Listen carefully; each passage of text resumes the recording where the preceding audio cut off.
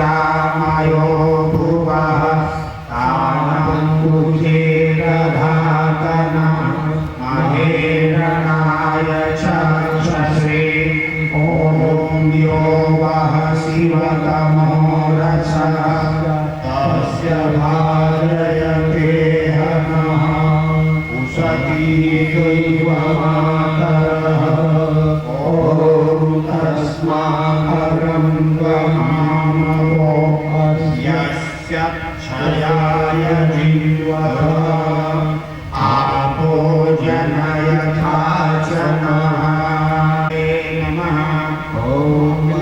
फिर इसी मुद्रा में सूर्याय नमः। ओम सूर्याय नमः। फिर इसी मुद्रा में ओम भूर्भुवः स्वः तत्सवितुर्वरेण्यं भर्गो देवस्य धीमहि धियो यो नः प्रचोदयात् स्वाहा। इदं गायत्री इदं नमः। भूर्भुवः स्वः तत्सवितुर्वरेण्यं भर्गो देवस्य धीमहि धियो यो नः प्रचोदयात् स्वाहा। ओम भास्कराय विद्महि दिवाकराय धीमहि तन्नः सूर्यः प्रचोदयात् स्वाहा। इदं सूर्याय इदं नमः। ओम प्रखरप्रज्ञाय विद्महि महाकालाय धीमहि तन्नः श्रीरामः प्रचोदयात् स्वाहा। इदं महाकालाय इदं नमः। ओम सृजनश्रद्धाय विद्महि महाशक्त्यै धीमहि तन्नो भगवती प्रचोदयात् स्वाहा। इदं महाशक्त्यै इदं नमः। ओम महामृत्युंजय मंत्राहुतिः सभी यजामहे सुगंधिं पुष्टिवर्धनम् उर्वारुकमेव बन्धना मृत्योर्मुक्षीयमामृता स्वाहा। इदं महामृत्युंजय इदं नमः। ॐ यदस्य कर्मणो नीचं यद्भानुमिहाकरम् अग्निष्टविद्यात् सर्वं स्वीष्टं सुहृतं करोतु मे। अग्नये शिष्टते सुहृतहुते सर्वप्रायश्चित्ताहुतीनां कामानां समर्धयित्रे सर्वान् कामान् समर्धय स्वाहा। इदं श्रद्धेशितकृते इदं नमः। पूर्णमदः पूर्णमिदं पूर्णात् पूर्णमुदच्यते पूर्णस्य पूर्णमादाय पूर्णमेवावशिष्यते। ॐ पूर्णादर्विपरापत सुपूर्णा पुनरापत वस्यैव विक्रियावः ईशमुज्जतं शतक्रतो स्वाहा। ॐ सर्वे पूर्णगुं स्वाहा। ॐ सर्वे पूर्णगुं स्वाहा। वसुधारा ये मंत्र के साथ धारण किया ओम वसो पवित्रमसि शतधारं वसो पवित्रमसि सहस्रधारं देवस्पासविता पुनातु वसो पवित्रेण शतधारेण सुस्वा कामदुःसह स्वाहा। निरार्जनम् आरते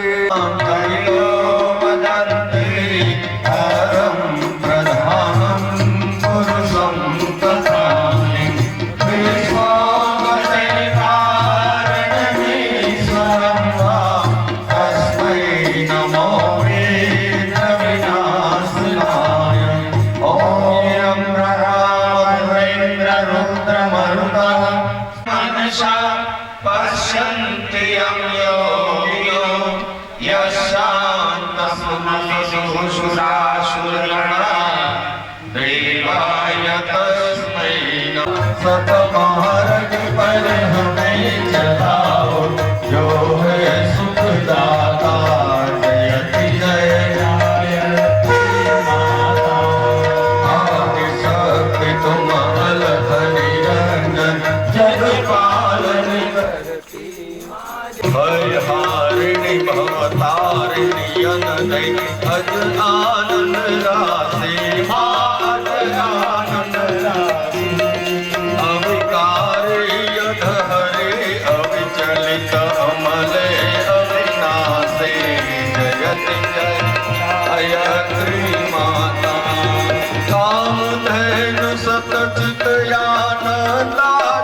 गंगा गीता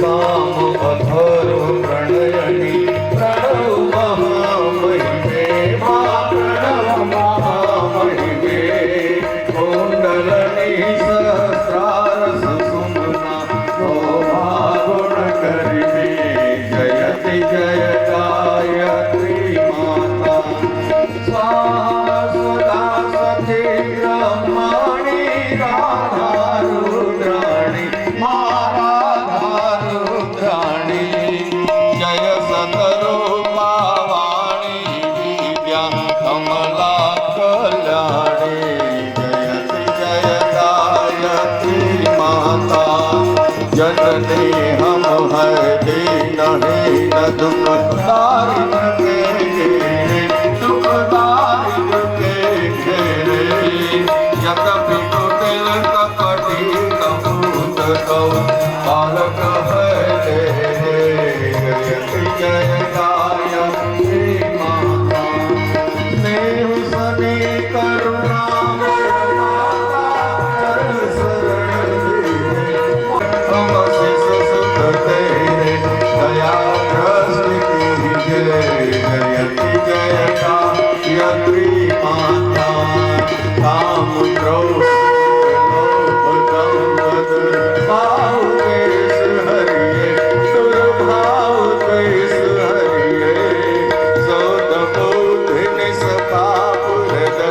मन को पवित्र करिए जयति जय गायत्री माता तुम समर्थ सब क्रांतिकारिणी दृष्टि त्राता दृष्टि त्राता सतमार्ग पर हमें चलाओ जो है सुखदाता जयति जय गायत्री माता जयति जय गायत्री माता जयति जय गायत्री माता सतमार्ग पर हमें चलाओ जो है सुखदाता जयति जय गायत्री माता ममेव विद्या योगिनं ममेव ममेव सर्वं मम देव दैवं ममेव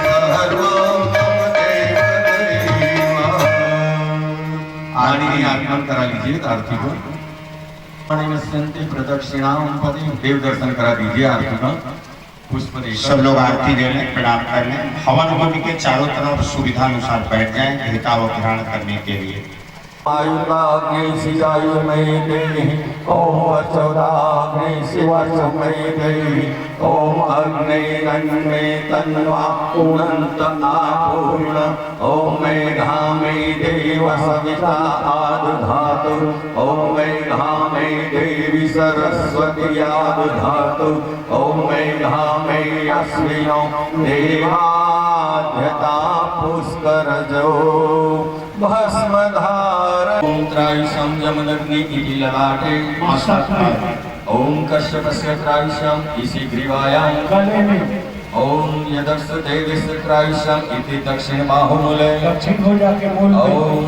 तन्नो अस्तु त्रायशं इति हृदये अब सभी भाई बहन पंडाल में इधर हम लोग पूजितं मया देव प्रसीदूर्णं तदस्तु मे यदक्षरफलभ्रष्टं मात्राहीनं च यद्भवेत् तत्सर्वसंयता देव प्रसीद परमेश्वर प्रसीद परमेश्वर नमस्कारं अब जैसे भी बने आप हाथ जोड़कर चाहे सिर झुका के चाहे जैसे भी भगवान को साष्टांग प्रणाम करें भगवान को सम्मान करें ओ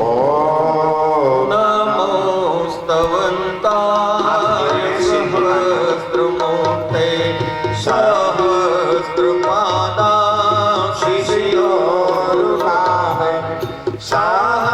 सहस्रनामे पुरुषाय शाश्वते सहस्रकोटि युगधा धारणे नमः सहस्रकोटि युग धारणे शुभ कामना। अपना आंचल अंजलि फैलाएं, भगवान से शुभ कामना करें, अच्छी चीजें मांगें। ईश्वर अच्छी चीजों को पूरा करते हैं, गंदी चीजों को नहीं देते।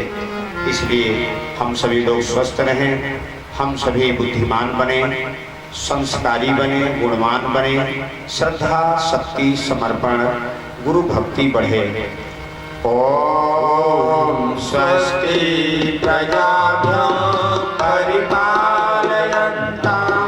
न्यायेन मार्गेण महीं महिषाः गोब्राह्मणेभ्यो शुभमस्तु नित्यं लोकाः समस्ताः सुखिनो भवन्तु सर्वे भवन्तु सुखिनः सर्वे सन्तु निरामयाः सर्वे भद्राणि पश्यन्तु मा कश्चित् दुःखमानयात् श्रद्धा मेधा यशः प्रज्ञा विद्या पुष्टिं श्रियं बलं तेज आयुष्य आरोग्यं देहि देहव्यवाहनं देहि देहव्यवाहनं शान्ति अभिषिञ्चनम् सगुं शान्तिः पृथिवी शान्तिरापः शान्तिः औषधयः शान्तिः वनस्पतयः शान्तिः स्वे देवाः शान्तिः ब्रह्म शान्तिः सर्वगुं शान्तिः शान्तिरेव शान्तिः सामा शान्तिरेहि। ॐ शान्तिः शान्तिः शान्तिः सर्वारिष्ट सुशान्तिर्भवतु। सूर्य अर्धदाननं सूर्यदेव सहस्रांशो तेजोराशे जगत्पते अनुकम्पय मां भक्त्या गृहाणायं दिवाकर। ॐ सूर्याय नमः आदित्याय नमः भास्कराय नमः। अपने सिर के ऊपर दोनों हाथ घुमा के प्रदक्षिणा करें। ओम ज्ञानि कानि च पापानि ज्ञाता ज्ञात कृतानि च तानि सर्वाणि नश्यन्ति प्रदक्षिणां पदे पदे प्रदक्षिणां पदे पदे। बोलिए भारत माता की जय, यज्ञ भगवान की जय, वेद भगवान की जय, सत्य सनातन धर्म की जय, गौ माता की जय, गंगा माता की जय, अपने अपने माता पिता की जय, आज के आनंद की। एक बनेंगे, हम बदलेंगे, युग बदलेगा, हम सुधरेंगे, युग सुधरेगा, विचार क्रांति अभियान सफल हो सफल हो सफल हो। ज्ञान यज्ञ की ज्योति जलाने हम घर घर में जाएंगे। बस आज का नारा यही छोड़ रहे हैं, ज्ञान यज्ञ की ज्योति जलाने हम घर घर में जाएंगे। तो इस यज्ञ की ज्योति सब तक पहुंच जाए। सर्वे पूजा मादाय मामि इष्ट काम समृद्ध्यर्थं पुनरागमनाय च पुनरागमनाय च पुनरागमनाय शांति। अब सभी लोग प्रसाद ले लें।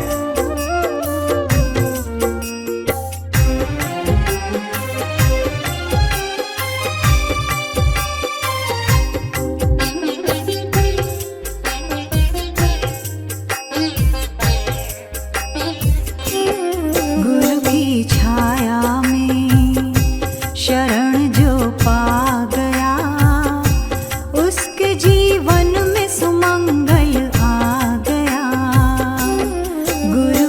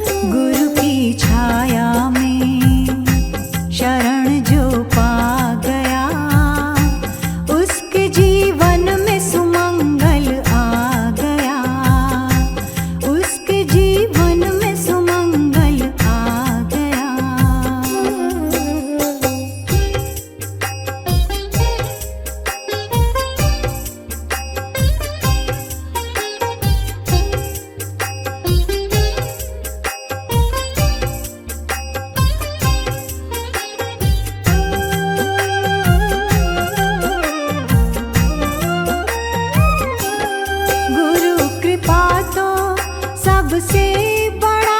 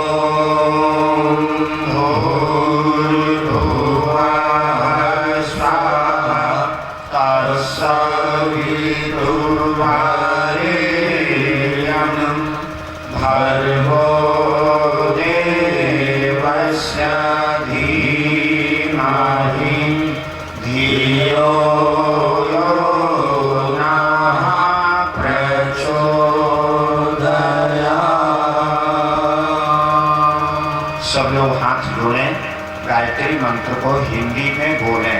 स्वरूप स्वरूप दुख नाशक सुख स्वरूप श्रेष्ठ तेजस्वी पाप नाशक देव स्वरूप परमात्मा को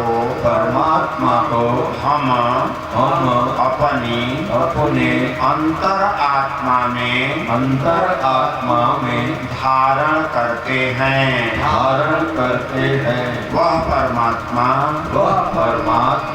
हमारी बुद्धि को सन्मार्ग में प्रेरित करें।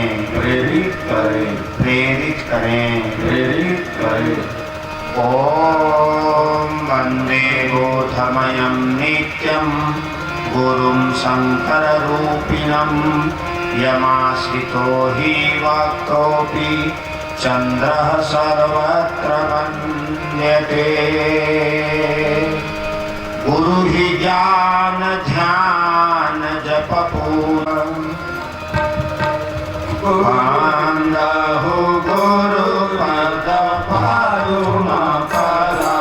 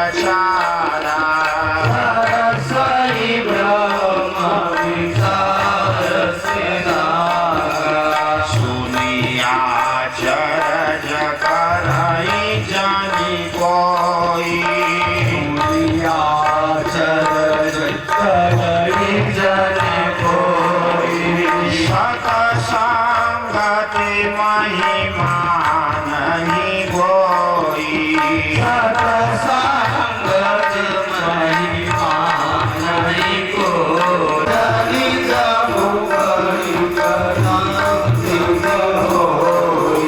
तीनों सतसंगति एक न होई सतसंग विवेक होई राम कृपा बिनु सुलभ न सोई राम कृपा बिनु सुलभ न सोई सत सुधराई सतसंगति पाई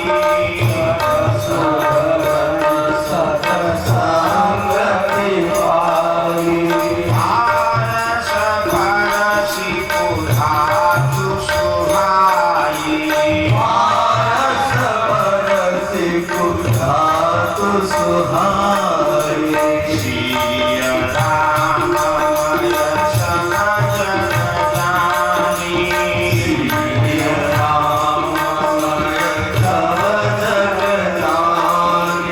करहु प्रणाम जोरी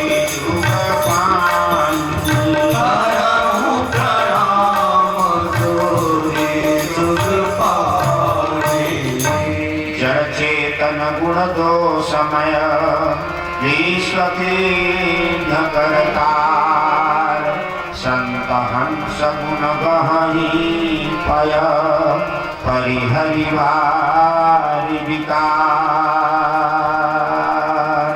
विघ्न विनाशक श्री गणेश जय जय त्रिपुर महेश जय जय माता सरस्वती जय जय भारत देश जय जय भारत देश। सूक्ष्म रूप से विचरण कर रहे महाकाल के रूप में अवतरित परम पूज्य गुरुदेव पंडित श्री राम शर्माचार्य जी, गुरु माता महाशक्ति परम वंदनीय माता जी, उनके मार्गदर्शन संरक्षण में इस धोबनी ग्राम की पवित्र माटी पर आज इस 24 कुंडीय गायत्री महायज्ञ के द्वितीय दिवस में सायंकालीन सभा में उपस्थित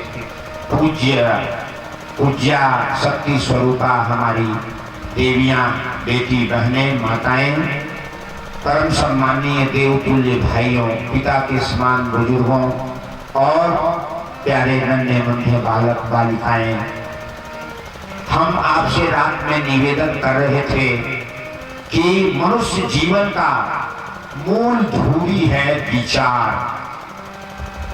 और विचार पर ही ये सारा जीवन हमारा संचालित होता है, विचार पर ही हमारा पूरा जीवन टिका हुआ है। मनुष्य के बुरे विचारों से उसके बुरे कर्म का निर्धारण होता है और मनुष्य के अच्छे विचारों से उसके सत्कर्म का निर्धारण होता है। मनुष्य के अंदर में जिस तरह के विचारों की श्रृंखला आती रहती है, मनुष्य का मन उसी तरह से स्थिर होता है या चंचल होता है और क्रियाशील होता है। मेरे भाई बंधुओं, और विचार जिसके जितने ही पवित्र हैं, परमार्थी हैं, श्रेष्ठ हैं और दूसरे को सम्मान देने वाले हैं, तो वह दूसरे के मन और दिल को खींच लेते हैं, आकर्षित कर लेते हैं। और विचार अगर हमारे फूहड़ हैं, स्वार्थी हैं, लोभी हैं, तो मेरे भाई बंधुओं, हमसे हर जीव भयभीत होता है, दूर भागना चाहता है। है नहीं। अगर आपके चिंतन गलत हैं तो आपके बोलने से पहले ही आपके पास वाला आदमी कुछ असमंजस या भय जैसा महसूस करता है। और आपके भाव अगर अच्छे हैं तो आपके मुखमंडल से प्रदर्शित होते हैं और आदमी सोचता है इस आदमी से बात करना चाहिए, चलो दो ठुक बात करते हैं। और जो बोलता है उस आदमी की जब मधुर वाणी निकलती है तो कहता है वो ये आदमी अच्छा दिल वाला है, इससे बात करना चाहिए। और बात बढ़ते बढ़ते बढ़ते बढ़ते दो अपरिचित आदमी ऐसे घुल मिल जाते हैं, लगता है बहुत पुराना हम लोगों का परिचय है। बोलिए, ये अनुभव की बात है। मेरे भाई बंधुओं, परम पूज्य गुरुदेव कह रहे हैं कि कभी जमाने में गांव गांव में चौपाल लगते थे, सत्संग हुआ करता था। अब आइए सत्संग पर हम चर्चा करेंगे। विचार कहाँ से आते हैं? अच्छे विचार सत्संग से आते हैं और बुरे विचार कुसंग से आते हैं। तो कुसंग आप सब समझ रहे हैं। आइए हम सकारात्मक बिंदु पर चलते हैं। सत्संग, सत्य माने अच्छा, यथार्थ, वास्तविक, और संग माने दोस्ती, मित्रता, उससे उसके पास में बैठना।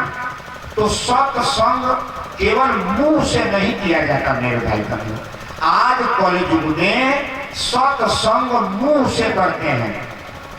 गीता की चौपाई पढ़ दी, वो श्लोक पढ़ दिए, रामचरितमानस की चौपाई पढ़ दिए, रामायण के श्लोक पढ़ दिए और उसकी चर्चा कर लिए और पल्ला झाड़ के दोनों चल दिए। लोभी गुरु लालची चेला, मांगे गुण लियावे ढेला, नरक में होला ठेलम। राम राम जपना, सबका माल अपना, पराया माल अपना। सत्संग कर रहे हैं, घर में लड़ाई हो रहा है, बात बात में सत्संग कर रहे हैं, घर में माँ बाप का अनादर हो रहा है, सत्संग कर रहे हैं। और पति पत्नी आपस में ऐसे लड़ते हैं कि देखने और सुनने वाले शर्मा जाते हैं, लेकिन लड़ने वाले नहीं शर्माते। कितनी बड़ी बात है। घर के बच्चे सोच नहीं पाते हैं कि मम्मी और पापा इस तरह से आपस में लड़ाई और तनाव का जीवन जी रहे हैं, क्या किया जाए कि इनके जीवन में खुशियां आ जाए। परिवार के बच्चे सोचते हैं, लेकिन वो दोनों सोचने के लिए तैयार नहीं। बोलिए, आपका क्या कहना? वो दोनों सोचें। आज आदमी सत्संग कर रहा है? नहीं, सत्संग नहीं कर रहा है। आज का आदमी पतसंग कर रहा है, बातों बात में संगत कर लेता है, पल्ला झाड़ के महाराज जी आपने जो कहा आपके पास, हमने जो कहा हमारे पास, राम राम जपिए और आगे बढ़ते रहिए।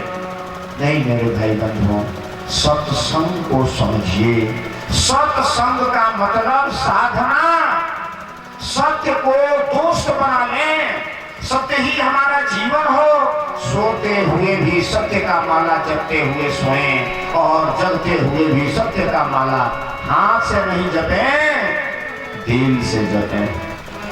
बोलिए, सत्संग की परिभाषा कौन सही होगी? आप ही निर्णय करिए। सत्य संगत का मतलब सत्य से मित्रता करें, सत्य से दोस्ती करें और रात दिन करें, 24 घंटा करें, जीवन भर करें। सत्य के अलावा कुछ भी न सोचें, कुछ भी बात न करें, तो मैं समझता हूं कि इसको सत्संग कहा जाए। आज सत्संग नहीं, धर्म की बातें कर लें, सत्य की चर्चाएं कर लें और बस चलते रहें। आज कल युग में नहीं हो रहा है। हर आदमी भाषण कर रहा है, हर आदमी प्रवचन कर रहा है, लेकिन कहता कुछ और है, करता कुछ और है। कथनी करनी भिन्न जहां पर धर्म नहीं पाखंड। गुरुदेव ने कहा, बेटा मुंह से बोले कुछ और, काम करे जीवन से कुछ और, तो वहां धर्म नहीं होता, वहां पाखंड हो रहा है। और यही तो कलयुग में हो रहा है। बोलिए, और कोई समस्या है? और कोई समस्या नहीं है। धर्म क्या है? मेरे भाई बंधुओं, आइए थोड़ी धर्म पर दो शब्द हम चर्चा करके फिर सत्संग पर आ जाते हैं। धर्म का मतलब होता है किसी भी तत्व की वास्तविक गुण।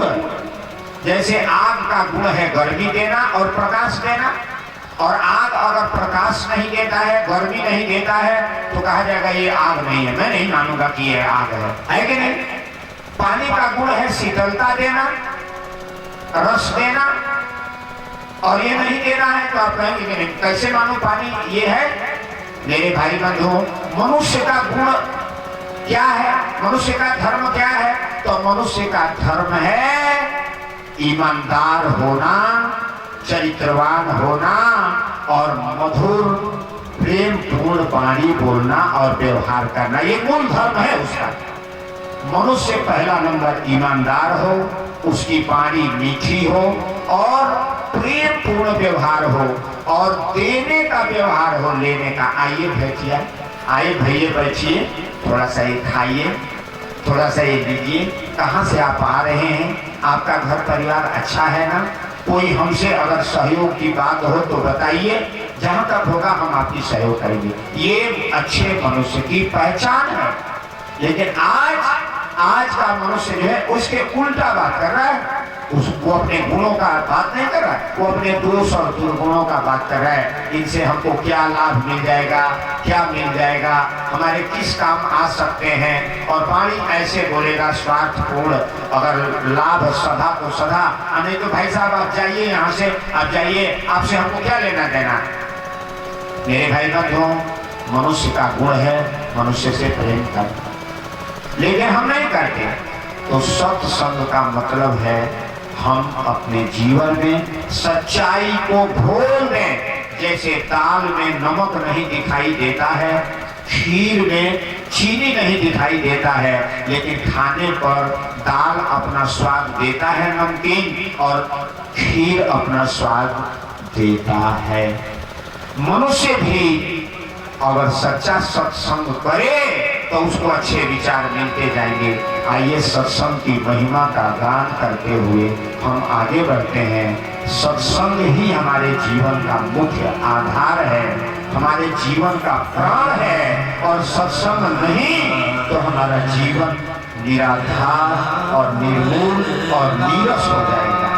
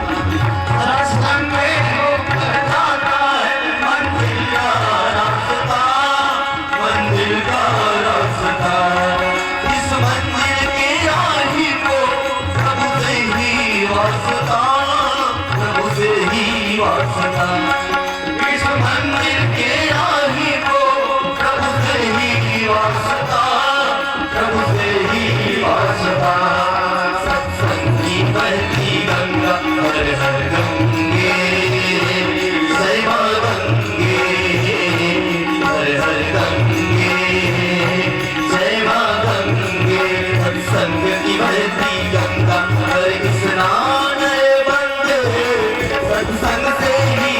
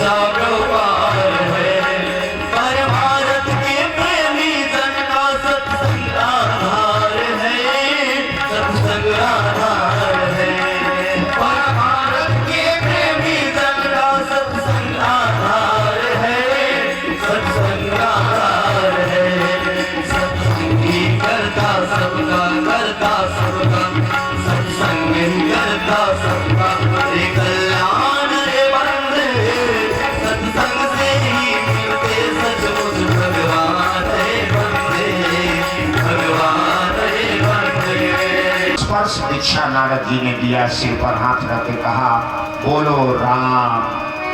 उल्टा नाम जपत जग जाना, राम जपत जग जाना, उल्टा नाम जपत जग जाना, उल्टा नाम जपत जग जाना, वाल्मीकि भय ब्रह्म समाना, वाल्मीकि भय ब्रह्म समाना, वाल्मीकि भय ब्रह्म समाना।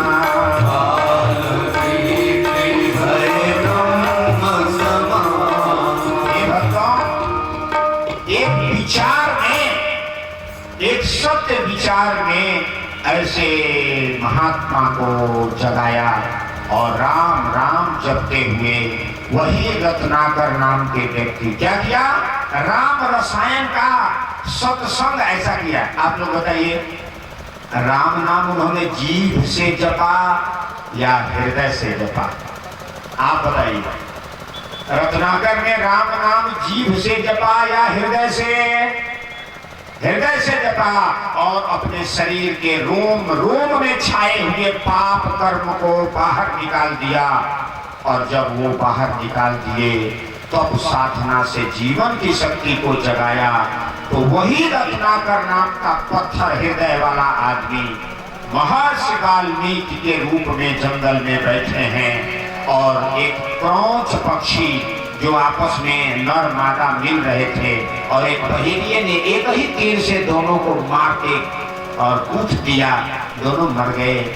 और इस दृश्य को वाल्मीकि ने देखा और उनके हृदय में करुणा की धारा फूट गई, बहेलिया को साफ दे दिया। और उसके बाद उनकी लेखनी चली और रामावतार से पहले रामायण लिख करके पूरा रख दिया। बोलिए घटना सही या झूठ? बोलिए भाई, ये घटना सही है? हाथ उठाइए। आज हम राम जी का नाम, वही राम का नाम जप रहे हैं, वही कृष्ण का नाम जप रहे हैं, वही दुर्गा भवानी की पूजा कर रहे हैं। लेकिन आज हमारे दिल में प्रेम क्यों नहीं आ रहा है? आज हमारे दिल में से पाप क्यों नहीं जा रहा है? आज हमारे दिल में ज्ञान का प्रकाश क्यों नहीं फैल रहा है? यानी हम सत्संग नहीं कर रहे हैं, हम कहीं ना कहीं ढोंग और पाखंड। बोलिए क्या माना जाए, सत्संग या ढोंग पाखंड? गुरुदेव लिखते हैं कि मेरे बच्चों, संसार में लोग धार्मिक किताबें घर में रख लिए हैं, बांध करके उसकी पूजा करते हैं और कहते हैं कि हमारे घर में तो गीता और रामायण रखा हुआ है। पढ़ते हैं ना? पढ़ते तो नहीं। और पढ़ भी लेते हैं तो उस पर मनन चिंतन करते हैं ना? मनन चिंतन तो नहीं करते, बस पढ़ लेते हैं। अरे नहीं भैया, जीव के पढ़ने से जिंदगी भर पोथी पढ़ पढ़ जग मुआ पंडित भया ना। और सत्संग जिसने किया, प्रेम जिसने पैदा किया, पंडित भया। मेरे भाई बंधुओं, आज परम पूज्य गुरुदेव पंडित श्री राम शर्मा आचार्य ने विचार क्रांति अभियान चलाया। उस क्रांति का क्या मतलब है? सच्चा सत्संग कराओ, लोगों के हृदय में प्रेम पैदा करो, लोगों के अंदर में सच्चा विचार पैदा करो और प्रेम करो। प्यार प्यार प्यार प्यार प्यार, सम्मान दो, हर आदमी को हाथ जोड़ो, सम्मान दो और हृदय से प्यार दो। अच्छे विचार अपने आप उत्पन्न हो जाएंगे। प्रेम रूपी भगवान की साधना करो, पूजा करो। प्रेम ही परमेश्वर है। God is love. मेरे भाई बंधुओं, परम पूज्य गुरुदेव इस विषम परिस्थिति में पैदा हुए हैं और उन्होंने युग निर्माण योजना के प्रवर्तक, गायत्री के सिद्ध साधक हैं, जिन्होंने 3000 से अधिक पुस्तकें लिखा है, समस्त आर्ष ग्रंथों का सरल भाष्य किया। लेकिन इन्होंने केवल हाथ से नहीं लिखा, लिख रहे हैं। परम पूज्य गुरुदेव कह रहे हैं, क्या कह रहे हैं? बच्चों, साहित्य की रचना करना अलग बात है। मेरे बारे में लोग कहते हैं कि प्रबुद्ध व्यक्ति मेरे को मानते हैं कि मैं एक बहुत बड़ा लेखक हूं। गुरुदेव ने कहा है कि बेटा मैंने जो ये लिखा है ना, अपने तप की स्याही से लिखा है, अपने तप की स्याही से मैंने लिखा है और तीक्ष्ण विचारों की कलम को चलाया है। मेरे भाई बंधुओं, और गुरुदेव का साहित्य जब पढ़िए तो आपके हृदय में प्राण और ऊर्जा का प्रवाह स्वतः होने लगता है। और किताब पढ़िए तो आप लाइन पढ़ेंगे, पढ़ने के बाद खाली महसूस करेंगे, लेकिन गुरुदेव का साहित्य पढ़ने लगेंगे तो लगता है हमको कोई अंदर से ऊर्जा और शक्ति दे रहा है, प्राण दे रहा है। इसलिए मेरे भाई बंधुओं, आप लोग पंडित श्री राम शर्मा आचार्य द्वारा लिखित ग्रंथों का स्थापना अपने घरों में कराएं, स्वयं पढ़ें, अपने बाल बच्चों को पढ़ाएं और सभी डॉक्टर, इंजीनियर, मास्टर, वकील, वैज्ञानिक सभी विभूतियों से, प्रतिभाओं से मैं करबद्ध प्रार्थना करना चाहता हूं इस नगर क्षेत्र के, आप एक बार एक पन्ना, एक पृष्ठ पंडित श्री राम शर्मा आचार्य द्वारा लिखी हुई कोई भी किताब का एक पृष्ठ पढ़ के देख लीजिए, आपके हृदय को छू न जाए और आपकी समस्या का रास्ता न निकल जाए तो फिर कहना कि आप झूठ बोल रहे थे। मेरे भाई बंधुओं, इसलिए परम पूज्य गुरुदेव ने विचारों की शक्ति दिया। और वो क्या कह रहे हैं जरा सुनिए। वो कह रहे हैं, बेटा मैं एक किसान हूं। स्वयं गुरुदेव कह रहे हैं, बेटा मैं लेखक नहीं हूं, मैं संपादक नहीं हूं, मैं क्या हूं? मैं एक किसान हूं। और हमारे बारे में लोग अलग अलग मान्यताएं रखते हैं। कोई हमें ब्राह्मण, कोई सिद्ध साधक, कोई स्वतंत्रता संग्रामी, कोई लेखक, विद्वान, वक्ता, नेता, कोई समाज सुधारक और कोई हमें भगवान कहते हैं। लेकिन नहीं बेटा, कुछ और हमें झूठ, पाखंडी और कुछ अलग कह देते हैं, कोई बात नहीं।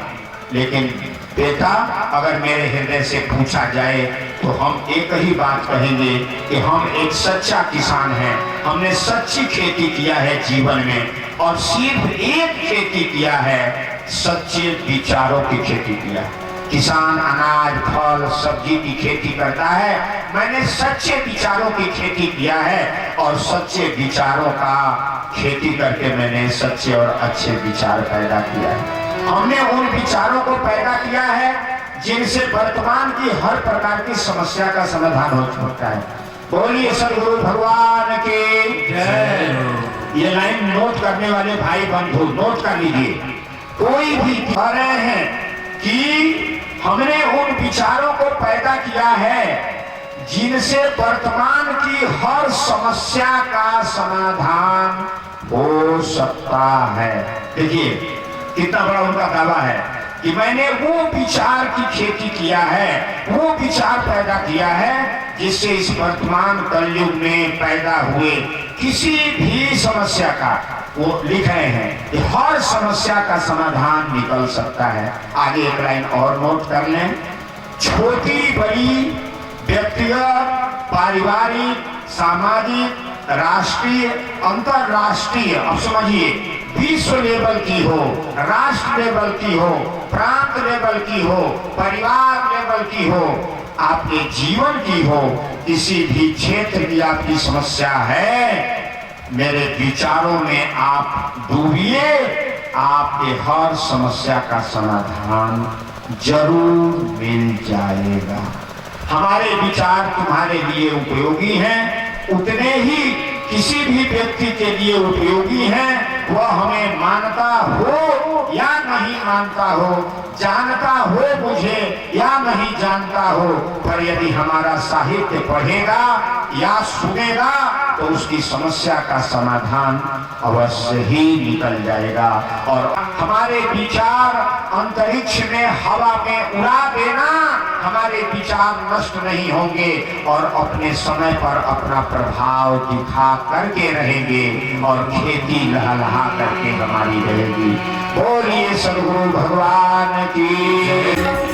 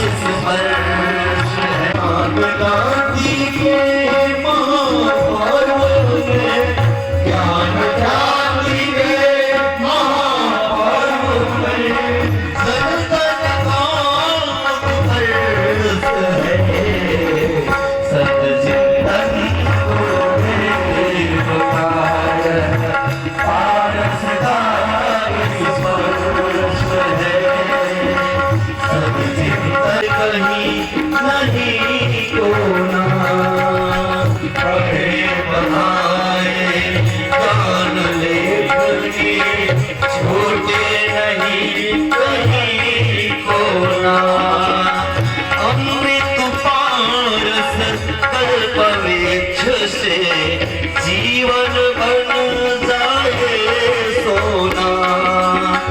अमृत पारस कल्पवृक्ष से जीवन बन जाए सोना। सूक्ष्म और कारण स्वरूप में सूक्ष्म और कारण स्वरूप में गुरुवर का संस्पर्श है। सदचिंतन गुरुदेव सद्विचार गुरुवर का निर्देश है। सदचिंतन गुरुदेव आय आरस का स्पर्श है। सद्विचार, सद्विचार का प्रभाव पड़ा अंगुली माल नामक एक डकैत के ऊपर। और महात्मा बुद्ध जब अंगुली माल के पास पहुंचे तो वो अपनी काली की पूजा करता था जंगल में। और काली के सामने किसी भी व्यक्ति को जब जंगल में पाता था तो उसकी बलि देता था और उसकी एक अंगुली काट करके अपने गले में गूंथ लेता था। इसीलिए अंगुली की माला पहनने वाला उसको अंगुली माल कहा गया। महात्मा बुद्ध जब पहुंचे अंगुली माल के पास में, थोड़ी ही दूरी पर थे और पीपल वृक्ष के नीचे खंजर रख करके माता काली का पूजा करता था। अंगुली माल ने कहा रुक जाओ, रुको वहीं। महात्मा बुद्ध बढ़ते जा रहे हैं, फिर बोला अरे रुक जा, क्योंकि महात्मा बुद्ध के शरीर से पवित्रता का तेज निकल रहा था। और वो जब देखा और इनका सुंदर स्वरूप तेजस्वी देख करके प्रभावित हो चुका था बहुत दूर से ही। और उसका मन ये कह रहा था कि अगर ये मेरे पास आ जाएगा तो इसकी बलि मुझे देना पड़ेगा। ये बहुत सुंदर आदमी दिखाई दे रहा है, इसको आप बलि देना आवश्यक और अच्छा नहीं हो। वो रोक रहा था, रुक जा। महात्मा बुद्ध रुक गए। अंगुली माल की तरफ इशारा करते हुए महात्मा बुद्ध ने कहा मैं तो रुक गया, तुम कब रुकोगे अंगुली माल। अंगुली माल गुस्से में आ गया, खंजर उठाया, तलवार काली जी के पास में तलवार रखा था और उसी तलवार से वो नर बलि देता था और एक अंगुली काट के अपनी माला में गूंथ लेता था। तलवार लेकर के और भगवान बुद्ध के पास जाता है, कहता है क्या बोला, मैं तो रुक गया, तुम कब रुकोगे अंगुली माल। अरे तुम मुझे पहचानते नहीं, मुझे जानते नहीं, मैं अंगुली माल हूं, मैं तेरी अभी हत्या कर दूंगा।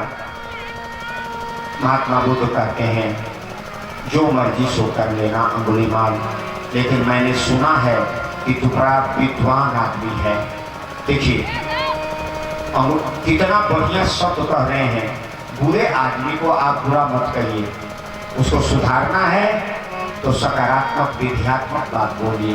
देखिए इससे ज्ञान मिलता है संतों से। उन्होंने कहा मैंने सुना है अंगुली माल तू बड़ा विद्वान आदमी है और मैं तेरे से बात पूछने आया हूँ, उसी का उत्तर दे दो। आप पूछो क्या पूछना चाहते हो। वो तो अपनी भाषा में बोल रहा, बड़े शांत भाव से उन्होंने कहा अंगुली माल जिस पीपल पेड़ के नीचे तू बैठ करके तपस्या करता है उस पीपल की एक पत्ती को काट करके ले आ, बस। हाँ हो गया, एक पत्ती काट करके ले आया। अंगुली माल को कहा लो। महात्मा बुद्ध की तरफ बढ़ाया, अंगुली माल ने कहा लो। उन्होंने कहा कि एक प्रश्न का उत्तर तूने दे दिया, अब एक प्रश्न का उत्तर दे दो, बस बात पूरी हो जाएगी और उसके बाद जो मर्जी हो सबको कर लेना। हाँ दूसरा प्रश्न पूछो। जहां से ये काट करके पत्ती ले आया है वहीं ले जाके जोड़ दो। अंगुली माल कर अरे मूर्ख कहां से आ गया तू, तेरे को ये पता नहीं है कि जो चीजें कट जाती हैं टूट जाती हैं वो झूठती नहीं है। उसने कहा कि बनाने वाले ने कितनी मेहनत से इस पीपल की पत्ती को बनाया और तूने तलवार से क्षण नहीं लगा काट दिया। ये बताओ, बनाने वाला महान होता है या काटने वाला महान होता है?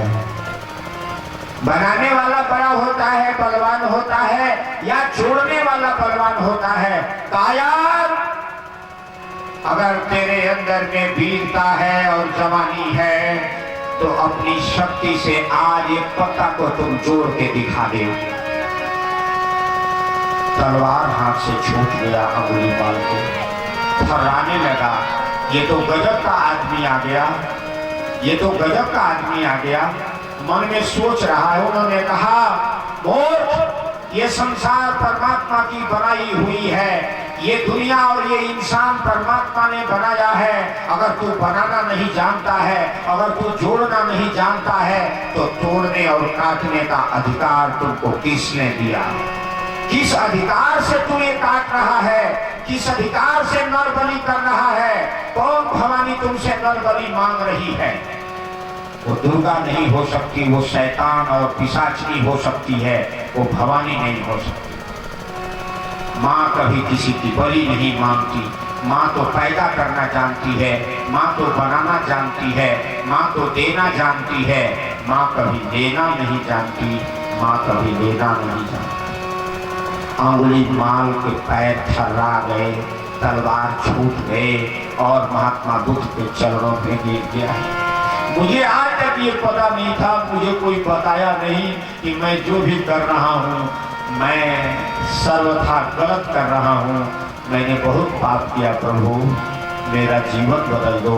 और वही रत्नाकर, वो वही अंगुलीमाल भगवान बुद्ध का बौद्ध भिक्षु बना और ज्ञान बौद्ध भिक्षु का पा करके और सारी दुनिया में ज्ञान फैलाया।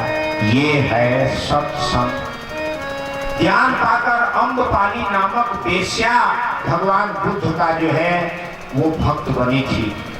ज्ञान पाकर के अजामिल नाम का व्यक्ति जो वेश्या से विवाह किया था, लेकिन सत्संग जब उसको मिला, साधुओं का संगत मिला, और वह अंगुलीमाल जो है अपने जीवन को धन्य बना लिया। ऐ मेरे देश के वीरों और वीरांगनाओं, आज हम लोग कौन सा सत्संग इस दुनिया में कर रहे हैं कि हम लोगों का लोभ और लालच शांत नहीं हो रहा है। हम आपस में प्रेम पूर्ण और पवित्र जीवन परिवार में नहीं जी पा रहे हैं। किस बात की पूजा आप कर रहे हैं? आप तीर्थ में जा रहे हैं, आप गंगा नहा रहे हैं, आप वैष्णो देवी जा रहे हैं, आप रामेश्वरम जा रहे हैं, आप और कोई धाम जा रहे हैं, और आकर के घर में गांजा पीते हैं, शराब पीते हैं, नारा लगाते हैं, पीता हूँ गम भुलाने को, सीताराम सीताराम सीताराम जपना, और सबका माल अपना है। इसलिए गायत्री की साधना को गुरुदेव ने दिया। बेटा, गायत्री क्या है? गायत्री सद्विचारों को देने वाली शक्ति है। गायत्री मंत्र क्या है? ध्यान से सुनिएगा, और खासकर वो लोग जो गायत्री मंत्र की साधना कर रहे हैं। गायत्री क्या है? गायत्री मंत्र है, और गायत्री मंत्र एक सूत्र है, एक पद्धति है, एक श्रेष्ठ नियमावली है आत्मा को परमात्मा से मिलाने का। पर ब्रह्म परमेश्वर के प्रकाश को आत्मा में भरने वाली वो सूत्र है, धागा है, जिसके माध्यम से परमात्मा का प्रकाश आत्मा में आकर के आत्मा को पर ब्रह्म परमात्मा स्वरूप बना देता है। इसलिए आप अपने अंतरंग में, अंतःकरण में गायत्री को प्रकाश पुंज में ध्यान करिए। गायत्री की साधना आप सच्चाई के साथ करिए, किसी मन में लोभ और कामना के साथ मत करिए। एक मैं कथा सुना दूं।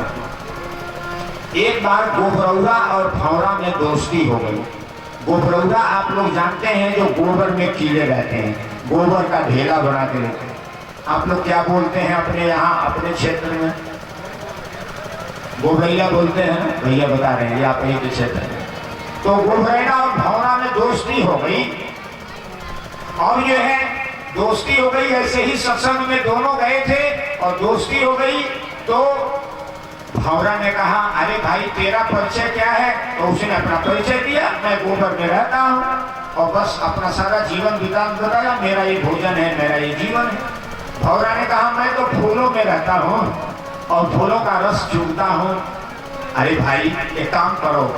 भंवरा के मन में दया आई कि हमारे जैसा इसका भी जीवन फूलों में बीते, सुगंध में बीते, परमात्मा में बीते, इसको ऊपर निकालना चाहिए। और सत्संग की भावना से उसने कहा, भाई गुबरैला, तुम मेरे यहाँ आमंत्रित हो, मैं तुम्हारा मित्र हो गया, तो अब मैं अपने घर तुमको आमंत्रित कर रहा हूँ। अब तुम आमंत्रण भोज खाने के लिए मेरे घर पहुँचोगे। गुबरैला ने कहा कि अच्छा भैया, आप बुला रहे हो? नहीं, हम तो सोच रहे हैं कि पहले तुम मेरे यहाँ आओ। भंवरा ने कहा, नहीं, तुम अपने यहाँ मत बुलाओ, हम तो तेरे यहाँ बार बार आएंगे, दोस्त तो हो ही गए, लेकिन तुम पहले मेरे यहाँ आओ, तब तुम्हारे यहाँ मैं जाऊंगा। गुबरैला ने कहा कि ना भाई,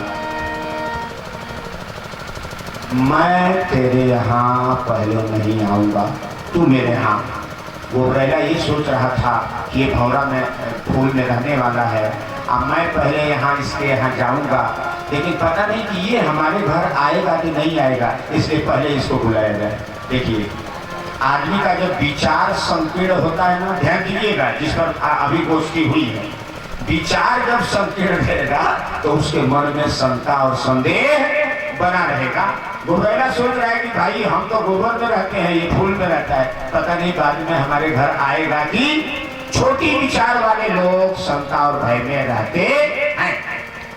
गुबरैला ने बड़ा आग्रह किया तो भंवरा ने सोचा कि चलो इसी की बात मान लो, किसी भी तरह इसका भला हो। और जो है भंवरा उसके यहाँ आने के लिए तैयार हो गया।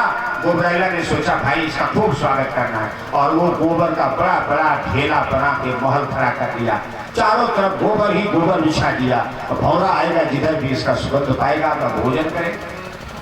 अब भंवरा जो है चला और रास्ते में दुर्गंध जब अब मिलने लगा, इसी तरह नाक दाबा भौं दाबा गुबरैला के पास में पहुंचा। कहा, भैया, अरे भैया देख, तेरे स्वागत में मैं खूब भंडारा भर दिया हूँ। हाँ भैया, मैं तेरे स्वागत से इतना प्रसन्न हूँ कि अब मेरा दिल गदगद हो गया है। भैया अब मेरे को जल्दी विदाई दे दे, और मेरे घर कब आओगे इसका डेट बता दे। उसने कहा, भैया थोड़ा हमारे सामने नाश्ता पानी करो। उसने कहा, मैं नाश्ता पानी रास्ते में घर पे कर लिया है। बात बनाया। गुबरैला ने कहा कि भैया ठीक है, मैं तुम्हारे यहाँ आऊँगा। टाइम तय हो गया। अब भंवरा बेचारा चला गया, बाहर फूलों में गया तो कुछ घंटे अपना जीवन बिताया, अपने को पवित्र किया, सोचा चलो। अब गुबरैला जो है भंवरा के यहाँ जाने के लिए जब चलता है तो सोचने लगा, भैया उसके यहाँ फूल में जाएंगे, पता नहीं वो फूल में ही छिपा रहेगा, मेरा स्वागत करेगा कि नहीं करेगा, मुझे खिलाएगा कि नहीं खिलाएगा।